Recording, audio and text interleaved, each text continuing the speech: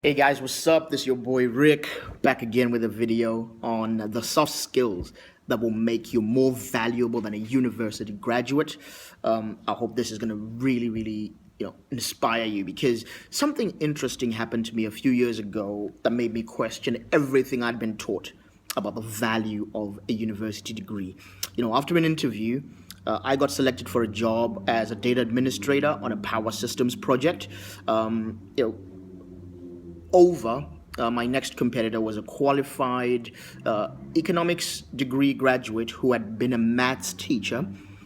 So when it came to data and knowing about data, she was like extremely more qualified than me. But as far as I know, and what was discussed with my boss later, was that there were skills and soft skills that I exhibited that they valued so much more than just numbers, knowing numbers, because they knew I could do numbers and they could show me a few things on how to do it. They could train me that, but the soft skills they could never train me, and this other person didn't have them.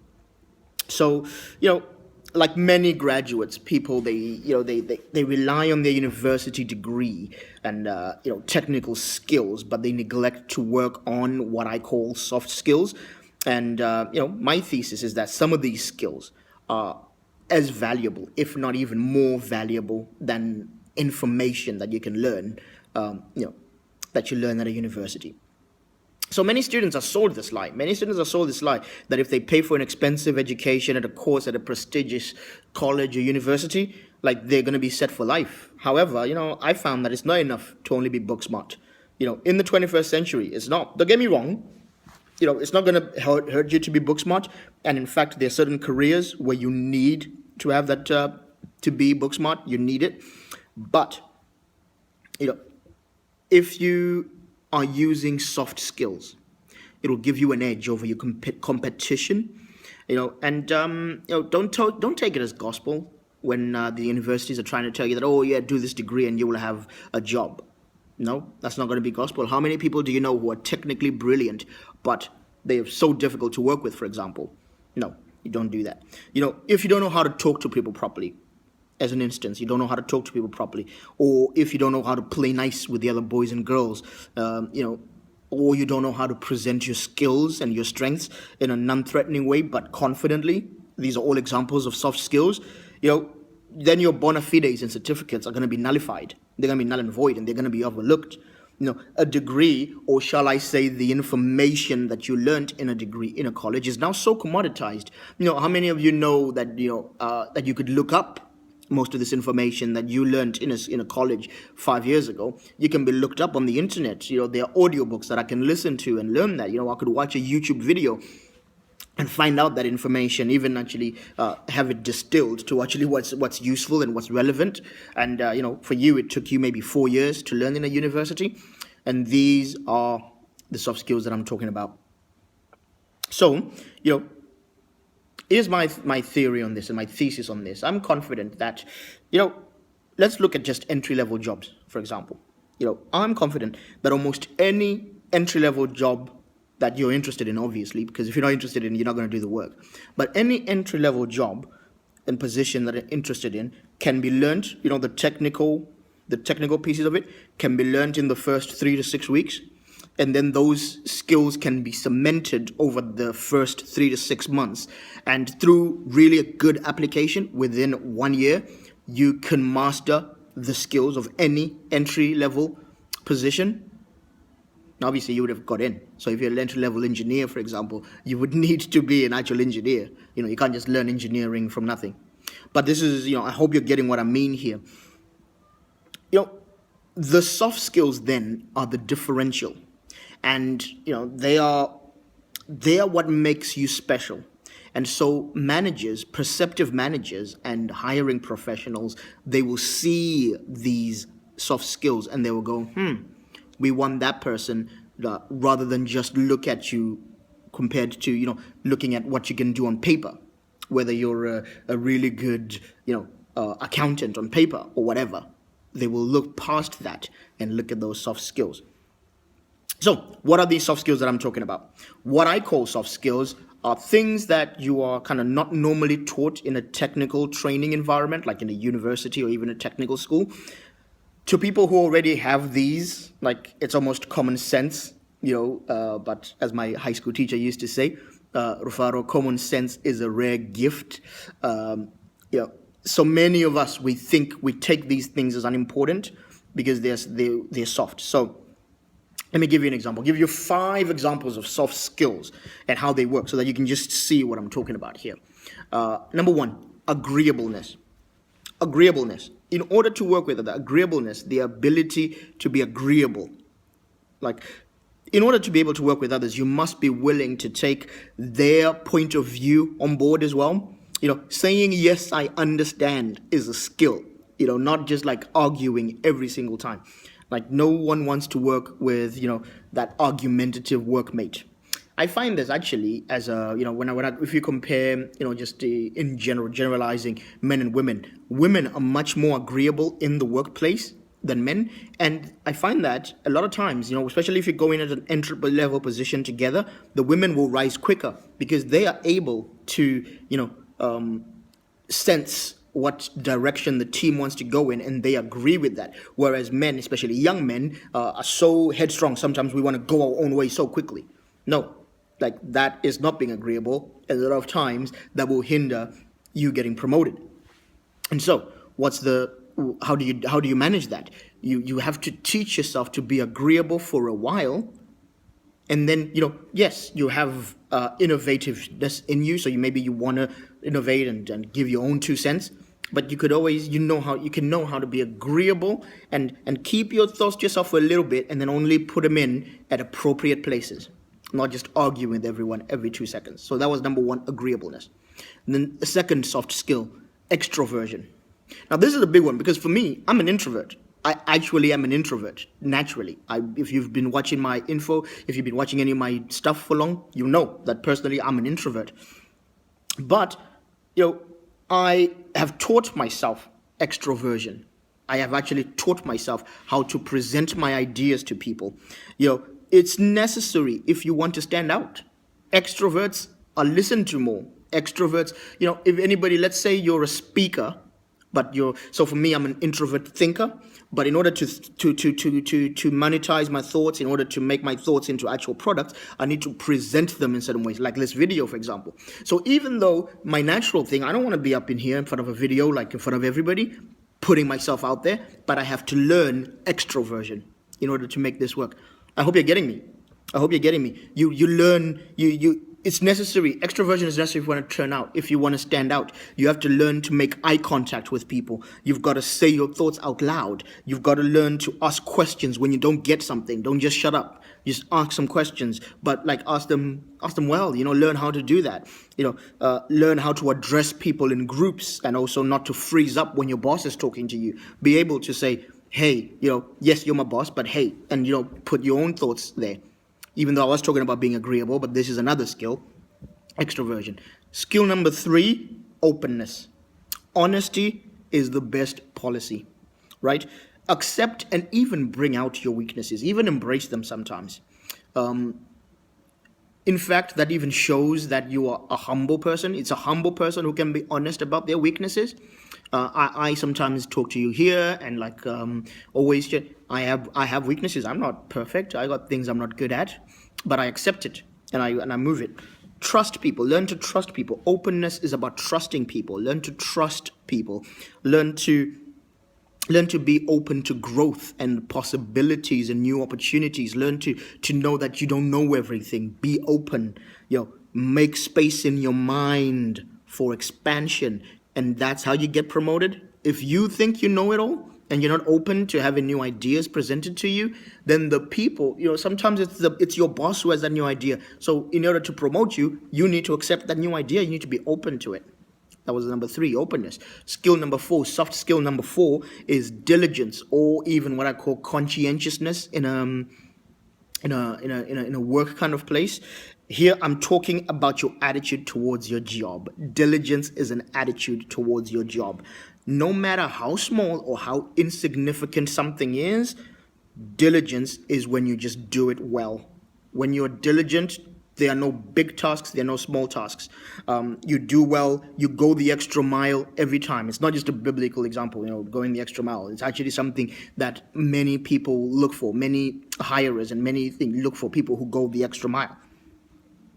It's a skill sought after by the best of the best, because they do best. The best of the best entrepreneurs go the extra mile for their customers. So you need to learn that skill of going the extra mile, and which are called diligence. Diligence is about doing something as if it belonged to you, even though you're working for someone else. It means doing well, whether people are watching you or whether they're not. I will clean a toilet as well as I will, launch, prepare for a massive book launch, for example. I'm going to put the same effort, because here's the secret of it. If you don't clean the toilet with the best of your ability, no one's going to give you the chance to launch their multi-million-dollar book for them. Do you get me? You may think that nobody's watching you when you're in your toilet by yourself, but diligence will make you rise to the top no matter what. So this is what I mean. Diligence is a soft skill, being conscientious about the work you do, having pride in your work, so that even if you're working alone, you deliver good value work and good quality work. Number 5, the soft skill number 5 is emotional stability. I just think some people need to grow up.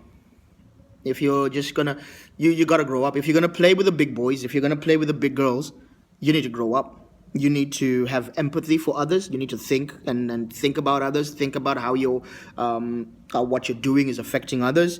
Think about what the other person is going through. Is drama worth it? A lot of people, we like drama. Is drama worth it? Do you know that most businesses don't like drama? Most businesses don't, because drama creates sideways energy, and sideways energy means inefficiency, because we are not doing what we are here to do, because we're spending time in drama. Squash beef. If you got beef with anybody, squash it. Life is too short to have beef with people. That's what I think. Life is too short to have beef with people. Move on with your life. Even if you try and air it out, if they don't forgive you, get over it. Yeah, move on. Time is too short. But squash beef. Drama is overrated. Emotional stability is a soft skill if you're emotionally stable. So lastly, as I do this, I always love to give just a couple of how-tos. Here's a couple of tips of how to build soft skills. So I've talked about all these soft skills. Here's a couple of practical skills of how you can build them. Number 1, figure out your personality, your strengths, and your weaknesses. So I've told you a couple of these things. Some of them, they play way to my strengths, but some of them, like extroversion, is something that's against my own personal strength, because I'm an introvert, but I had to learn it. I had to put it in. So each personality has particular skills that come naturally to them. The best way is to start by looking at your strengths, and then work very, very hard on the strengths, and almost kind of forget your weaknesses for a bit. If you're starting from zero, building soft skills from zero, build the best from your strengths, and become almost 100% better at your strengths. Then you can work on your weaknesses, because here's the thing. One of my strengths is that I work well on my own. I work well, like I say, I'm diligent. I can do things, but I work in kind of by myself. The work has to be me. I'm like a contractor. I'm like a consultant. My own me.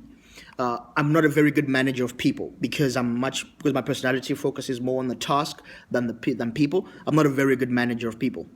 So what I do is I have decided to spend at least, I would rather spend a year working on my writing skills, my selling skills by myself, my presenting skills, my social media skills. This is something that is, it accentuates my strengths. I'd rather work on that for a year and get 100% better at that than try and work on managing people, which is a weakness of mine. Maybe spend 3 years doing that, but only get 10% better at that. Because if it's your weakness, when you work on it, you won't get that much better than if it was your strength. Because your strength, you'll be much more likely to do the hard work, because you enjoy it. So do you get what I mean? Go for your strengths first, and then once you've made your strengths so good, then you can find ways to then hack around your weaknesses. Some people, they hire other people to do things that they're not good at. Some people will bring in a contractor to do that. Some people will outsource that work. Some people will spend. I one of the things I do if I can't afford to outsource something is I spend 95% of my time on my strengths and only 5% of my time on my weaknesses. Again, but this only comes if you know your personality, your strengths, your weaknesses. Another way how to build your skills: become a learner and study personal development, personal growth. I can point to a few books that I read that come straight to mind. Lynchpin, How to Become Indispensable by Seth Godin was a game changer for me. When my friend Ezra recommended that book for me, I remember where we were sitting. I remember because when I read that book, it changed everything. Seth gave me the words to even express some of these things because I could feel them inside me, but I didn't actually know words to express them. I didn't know that, being an introvert was my superpower. I thought that I was just weird. I thought I was a failure because I had failed. I felt I'd failed as a manager, for example, as a man manager, but not knowing that my job wasn't to be a man manager. My job was something else. Another book, 7 Habits of Highly Effective People by Stephen R. Covey, that changed me a lot. My best friend gave me that book, and I really, really just went for it. Learning those things like how to sharpen the saw, putting first things first, thinking win-win, beginning with the end in mind. Those things were amazing. That's with reading. I also watch a lot of YouTube videos and series, and I remember first watching a man known as Tudor Bismarck from Zimbabwe. He was one of the first men who made me understand, because he's a thinker like me, like he thinks in complicated concepts like me. Seeing him and studying him made me realize that, wow, there are people out there who are like me. Seeing Dr. Sunday Adelaja's stuff for the first time just blew my mind. A man who showed me how to take those complicated things and make it into language that everybody can understand. So study. Now, because we're all different, we all have different ways that we study. So some of you like to watch a video. My 2 methods of study is watching videos. I'm very good I love watching videos and analyze. I'm an analytical learner, so I read, I expand things, I write things down. Some you guys would like to discuss and to be in a group environment. That's your learning method. If that's your method, do it. Some of you like the audio. The audio is amazing. You can use that. Find what's good for you. Figure yourself out. Find what works for you and do it that way. Don't think you have to be a nerd like me. I'm a nerd, so I love studying a book, but maybe you won't. And lastly, I'd say model mentors around you and spend time studying their best attributes. That's a great way. Success comes in copying. I'm a big fan that I am a big believer that men are powerful when we imitate other successful people. And so being able to mirror the success you see out there, that's why successful people are given to us, so that we can see what they did, what made them amazing, and model those things, those soft skills that they have. What is it that made Bill Gates Bill Gates? What is it that makes Jeff Bezos? What is it that makes Aliko Dangote bigger than every other African billionaire out there? Find that out. What makes Oprah special? Yeah. When I found out, for example, that my mentor, Sunday Adelaja, kind of works harder than me, even though he has a family and I don't, and yet he finds time to work harder than me, I realized that there was something on this work thing that I just didn't get, and I needed to study him. So I went and found his series that he did on work, teachings on work, and I really studied them. I'm studying them right now, and I'm realizing that there are so many hours of the day that I'm leaving untapped because of various reasons. And so now I work harder because I model this man. These are soft skills that I'm putting around everything I have. So, if you complement your technical or job skills with these soft skills I'm talking about, you too are going to be unstoppable. and I hope this kind of helped you. If you liked this, make sure you like the page, like this video, comment, tell me what you think. I'll see you later, guys.